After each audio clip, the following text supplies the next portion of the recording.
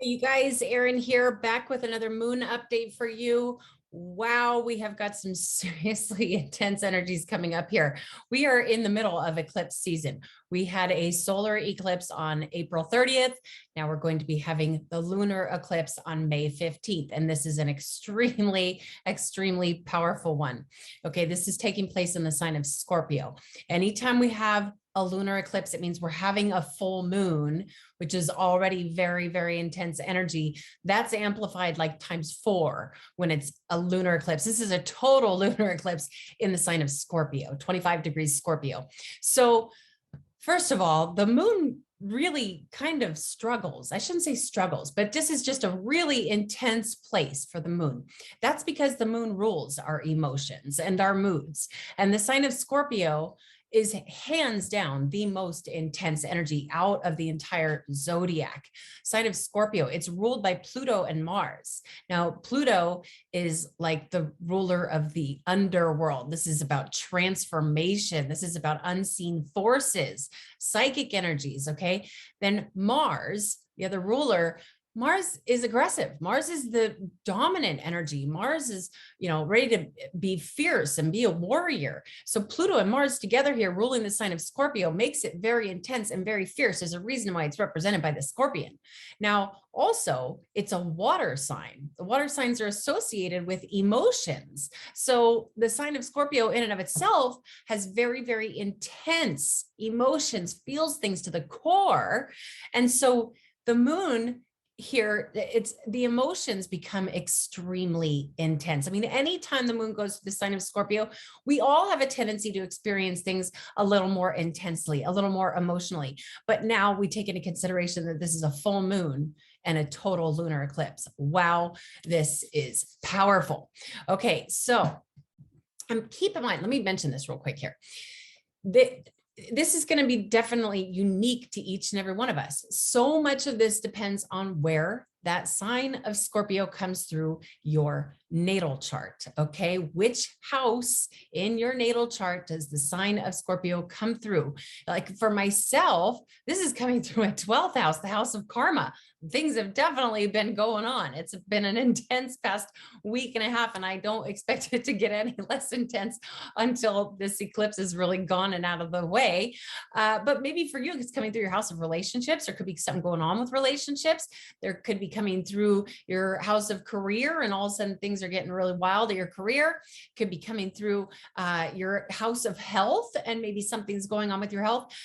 So it's so incredibly beneficial to just get an idea as to how the natal chart works. Of course, you can always schedule a reading. Go to my website, erinwageastrology.com, schedule a reading with me. But if you want to figure this out for yourself, I wish I could offer the stuff on my website for a free download of your natal chart, but I don't have that yet. I intend on doing that, but I just don't have that yet. But you can just do an internet search for free, Western astrology or tropical zodiac natal chart to see where this is coming through in your natal chart. And it'll give you an image. It doesn't take that much work to figure out which area of your life this is coming through. But again, you can always schedule a reading, and then that's even more beneficial. Now, let's go ahead and pull up the screen here for this full moon total lunar eclipse in the sign of Scorpio. So as you know, I work with geocentric Western astrology. That said, we put Earth right here in the middle. So here's us, okay? And this is the tropical zodiac for May 15th, 2022. This takes place at 9:13 p.m. Pacific time. It is especially for an eclipse, it's a really good idea to pay attention to what time it takes place, because I really do strongly suggest we are not out, especially for this one, out there, fully exposing ourselves to the lunar energy during the time of this eclipse. So find out what time this takes place in your area and maybe spend a little time indoors. And another thing is I really recommend staying focused on your personal goals during this eclipse, and also really think about things that are not serving you anymore, because this is an extremely potent time for letting go of the things that are not working for you anymore. Let me explain to you why. Okay, so For starters, anytime that we have a lunar eclipse, it means we're having a full moon, okay? And when we have a full moon, it means that the sun and the moon are opposite sides of the zodiac. So here's the sun, here is the moon. I understand a lot of people are watching this on their phone and it might be difficult to see, but follow along as best as you can to help make sense of this. So there are opposite sides of the zodiac. Here's the sun at 25 degrees Taurus and 17 minutes to be exact. And here's the moon at 25 degrees Scorpio and 17 minutes. Taurus and Scorpio are opposite each other. That's what happens every time we have a full moon. They're on opposite sides of the zodiac. Okay. And what makes an eclipse happen, a lunar eclipse, is it means that the nodes right here, this is the south node next to the moon, and this right here is the north node next to the sun. The nodes have to be next to the sun and the moon, okay? For this specific lunar eclipse, this happens to be the moon next to the south node. This is highly, highly spiritual energy, but also fiercely intense. Okay, this is, first of all, it's coming through the moon. The full moon will be at 25 degrees Scorpio. That gives a little twist of Cancerian energy. The emotions are very, very deep and very, very intense. But that sign of Scorpio wants to transform. It wants to let go of what's not serving it, especially when it's next to the south node. The south node, also known as K2, is where celestial energy goes out. Okay, this is the dragon's tail. The dragon's head is the north node over here next to the sun. The south node over here next to the sun, next to the moon. So the south node, the dragon's tail, or K2, is where energy goes out. That said, this full moon is to let things go out, things that are not serving you. And that's another reason it's so incredibly beneficial to know where that sign of Scorpio comes through your natal chart, so you know which area of your life you're letting go of certain things. South node is a very, very spiritual energy, and it is about detachment. Okay. The north node over here next to the sun, this is the dragon's head, where energy comes in. Okay. And we have been receiving a flood of Taurus energy as the north node is in the sign of Taurus conjunct the sun. So we're bringing in this Taurus energy and letting go of Scorpio energy. It's to know where these things are in your natal chart. You can really manifest your dreams into reality. Okay. Now keep in mind, so this is the dragon. Again, the north node, Rahu, is the dragon's head. The south node, Ketu, is the dragon's tail. This, every time we have an eclipse, we're experiencing dragon energy. And there's a really, really neat legend that goes behind this. I'll very briefly kind of just summarize it for you. There was Lord Vishnu was going around and handing out the potion of eternal life. I believe it was pronounced Amrita, was going around and handing out this potion for eternal life, very specifically for certain gods.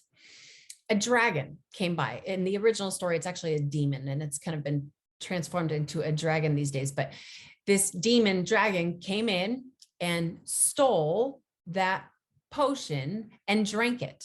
Okay, so now this demon dragon has eternal life. The sun and the moon caught this demon. They caught him and they turned him into, not as in like turned him into physically, but like turned him in as in, here, you're in trouble, to Lord Vishnu. Lord Vishnu, as punishment to this demon dragon, sliced it in half, basically sliced its head off. Okay. That's why, and because it drank the potion of eternal life there, it still lives, but it's two different entities now. And they are said to be the enemy of the sun and the moon. Okay. Now it sounds like they're horrible entities. In a sense, they can be, but it's also said that the nodes carry our soul. They're the journey of our soul is where the nodes take us. Okay. Hope that made sense. Now, I very strongly, I have a very strong opinion that everything happens with purpose. Of course, we have human free will to, put us in the right direction, but these nodes, they can be ferocious. Okay. The north node, where energy comes in, it can have a lot to do with our destiny and the direction we want to be going in, especially applying it to our own natal chart. The south node has to do with energy that we're kind of like leaving behind. The south node can have to do with the past. The north node can have to do with physical things, material things. It can also be associated with greed. Okay. The south node is very spiritual because it's detached from material things. So this south node, again, it's very, very spiritual because it has to do with kind of letting go of the material world, whereas the north node is all about the material physical world. Okay, so I hope that I made sense of this, but more than anything, what's most important here is that this is, the dragon's tail's whipping around all over the place. And then the fierce head of the dragon, it basically swallows up the sun when we have a solar eclipse. And they are considered enemies of the sun and moon. They basically it's like a surge where our energy is cut off from the moon at the exact moment of the eclipse. As the eclipse passes, then this flush of energy is exiting through the south lunar node. Okay, so that was a lot of energy or a lot of information to take in. I hope I made sense of it as best as I could. Now, if you've got anything near in your natal chart, your sun or your moon or your rising anywhere 25 degrees Scorpio, you very well could be experiencing some type of a loss. If you've got anything near 22 degrees Taurus or 25 degrees Taurus, you very well could be experiencing all kinds of energy coming into your life right now. And, there's so much more to this. If you got things squaring those energies, things can also happen. Now that's on another point. Let's bring that up. By no means am I suggesting that on May 15th that, something is definitely going to happen in your life. It generally is within a couple weeks of the eclipse. It's usually within the time period between the two eclipses, like kind of like right now. But it can also, something can get triggered almost exactly 90 days after the eclipse or almost 180 days after the eclipse. So pay attention to that. Pay attention to what's going on in your life and watch what happens approximately 3 months from now. Watch what happens approximately 6 months from now. That has to do with certain aspects. Please schedule an astrology reading if you really want me to break that down into further detail. Okay, so let's see what else is going on for this eclipse. First of all, let's start with Jupiter, because Jupiter will have just moved into Aries. Jupiter had a wild ride going through the sign of Pisces. I talked a lot about that. That's very, very spiritual, very flowy and very feminine energy. But now Jupiter, has popped into the sign of Aries.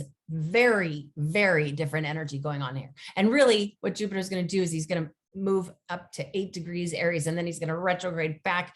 He'll be back in Pisces, I think in October till December. Then he moves back into Aries. But regardless, what this is, Aries is the warrior. It's ruled by Mars. Okay. Aries is the cardinal fire sign. It is aggressive.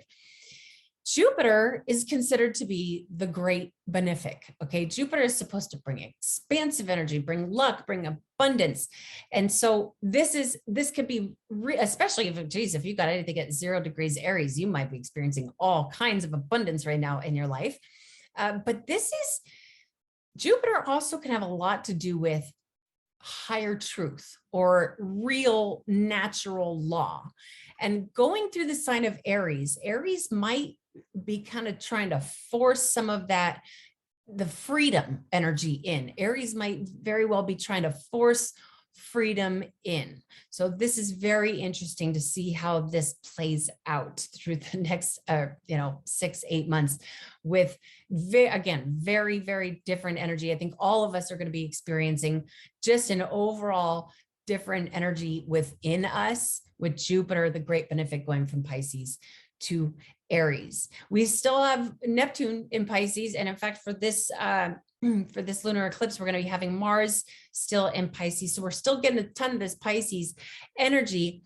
Neptune is going to be right next to Mars. Now, this is definitely a trippy energy. First of all, Mars struggles in the sign of Pisces. As I've mentioned so many times before, this is one of my favorite natal placements when somebody has Mars in Pisces. I love that energy. But again, Mars is aggressive. Pisces is not. Pisces is soft, sensitive, feminine energy. So Mars doesn't get to be as aggressive as he wants there, but he can be super flowy and kind of almost like an acrobatic type of energy, especially with Neptune right here. This, again, Mars, he really doesn't get to be aggressive when he's right next to Neptune. Neptune's dreamy and flowy, one of Pisces rulers. And so this is totally like kind of, I forget what they're called at the circus, the people who swing on those swings, like really far back and forth and do these wild, acrobatic things. That's the kind of energy that I feel coming through with this Mars conjunct Neptune in Pisces. Okay, another thing to mention here, Mercury is going to be in retrograde at 3 degrees Gemini. Now, I personally would not schedule any sort of important meeting, or I definitely am not going to be taking any appointments on the day of this eclipse, because it's just, I think it's wise that we just kind of stay indoors, focus on our own personal goals and kind of keep ourselves protected. But now we've got Mercury in retrograde, which Mercury loves to be in the sign of Gemini. That's really one of Mercury's favorite places to be. He rules the sign of Gemini. Mercury rules our consciousness and also has a lot to do with our communication skills. Gemini is the sign of communication. So that's lovely. But in retrograde, this is kind of a time to take a step back and rethink things, rethink what you got to say, rethink how you want to plan out your business meeting, rethink, how you want to schedule things moving forward. Okay, now let's see here. We've talked a lot about Uranus going through Taurus. Let's see, is this going to be making any really strong aspects? No, I'm not going to put too much emphasis on this because I've already talked so much about this, but basically Uranus is creating abrupt and revolutionary and technological changes through the sign of Taurus, which Taurus rules money, finances, that sort of thing. That's very, very clear that the entire monetary system is making a very drastic change over these next few years, especially since this North Node, holy smokes, this North Node is going to hit Uranus very, very soon here. And that Sun is also very close to Uranus. So there's a lot going on that involves finances and the banking system a lot. And it's kind of like pros and cons. It's like, if you can flow with the changes that are going on, prepare yourself. Taurus also has a lot to do with like agriculture, has to do with even food. It's the sign of consuming, like not consuming as in consuming food, but also consuming, purchasing. That Taurus is all about that. But this very well could, I've been hearing a lot of talk about food shortages, and not only that, but the price of food just being absolutely absurd and ridiculous, the inflation that's going on. A lot of that has to do with what's going on here. So if we can flow through this, I mean, I can't say it enough. It is so, I mean, what an incredible idea to start growing our own food. And I completely understand not everybody's in a position to do that, but you could literally just grow your own herbs on a windowsill and, then barter with that. That is the kind of thing that I think is a really good idea to be kind of prepared for. I'm not by any means, I don't have any fear surrounding what's going on here. But again, it's like preparing for it, being ready to flow through the changes. We are going through an extremely revolutionary time. And not only that, but a lot of division going on. Man, people are just divided in so many different ways. It's really kind of ridiculous. But hopefully this revolutionary energy that we're going into the age of Aquarius can eventually bring people together to unite. I don't have 100% confidence in that, but that's what I'm trying to manifest, or at least the people who are close to me. Okay, we've got a strong T-square going on between Saturn and the Sun and the Moon and the nodes. Okay, Saturn is going through Aquarius, which I've talked a lot about this. I love this placement because this Saturn, he's the one who makes the rules. He's all about responsibilities. Okay, and the sign of Aquarius is that revolutionary energy. The sign of Aquarius is actually quite rebellious. And it's also the sign of like the people for the people. It's a little bit against status quo and sort of anti-establishment. And here's Saturn, the rule maker, kind of setting people up for this revolutionary change. But this T square that's going on, what I'm talking about is these red lines that are going from Saturn over to the sun and moon. This is a lot of internal tension. This is a lot of, I'm sure this, I mean, of course, again, this totally depends on your own natal chart, how this is going to be affecting you personally. But I do think that there's probably a lot of people who are feeling a lot of internal tension. And a lot of that can have to do with this T square going on. But this also can mean it's providing like a structure, building blocks and a structure to move forward through the changes, especially because this is including the nodes. Again, the nodes it's like a journey. Okay. It's the energy comes in through the north node, out through the south node. And here's Saturn kind of connecting with those guys, the one who's making the rules and responsibility and going to the sign of humanitarianism. Although it's these squares create tension, they're connecting to this thing where the energy flows out. Oh, that made sense. I really do my best to try and make sense of this for you guys. It's like I see it perfectly in my head and sometimes it doesn't come out so clearly through my mouth. But okay, and then one more thing to mention here, because we've talked about it already so many times, I'll make it quick. Pluto going through Capricorn retrograde it's an anaretic degree. Okay, technically it's not necessarily entirely anaretic, meaning in kind of the danger zone of that sign of Capricorn yet. 29 degrees is when it's technically anaretic, meaning it's working like the darker side of that energy can come out when it gets up into 29 degrees. But personally, I see it and I feel it at 28.5 degrees. And when anything's in retrograde, it kind of has this extra force. Think about it in the sense of, here's Pluto. Okay, as a reminder, Pluto is the ruler of the underworld. He is the destroyer, creates a death and rebirth process for the purpose of empowerment, but in the process, it can be very challenging. Okay, Capricorn rules authoritarian establishments and rules the structure of our civilization. So here's Pluto creating all kinds of massive destruction to our government, to our authoritarian establishments, to the structure of our civilization. Okay, and this is a very slow process. Pluto moves very, very slowly. This is not something that happens overnight. I think we're going to see probably quite a bit of destruction all the way, really, for the next 24 years, probably. But most significantly, we're going to see some massive, massive changes over really till 2025, while Pluto's just creating all kinds of havoc through that sign of Capricorn. But now he's in retrograde. And think about Pluto, the ruler of the underworld, driving through the structure of our civilization backwards. Okay, so that's destructive. But again, I make it, sometimes I can make it sound scary, but it's really not. We're always constantly and forever experiencing crazy stuff. You know, think back into history, think back into biblical times, think back even just 200 years ago, think about the world wars. Humans have survived through very, very tragic events, and it's just part of our experience here. And it's really just depends on how you can look at it and how you can flow through it. Okay. And love is always the answer, hands down, no doubt. Okay. I'll quit rambling there. Now, Scorpio rules the genitalia. Okay. That's something to consider. Keep yourself protected in that area. Please don't be doing, I shouldn't say please.